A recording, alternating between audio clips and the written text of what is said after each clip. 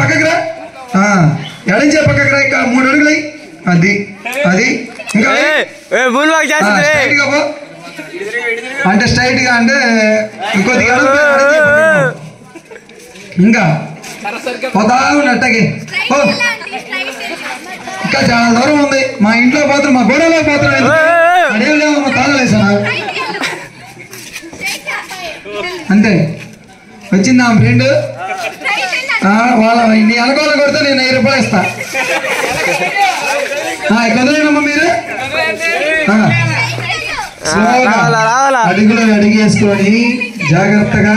పైన కొమ్ము ఉంటది, గబికం పైన పెట్టుకుని ఉంటుంది. జాగ్రత్త పట్టుకుని వాళ్ళని మీరేమో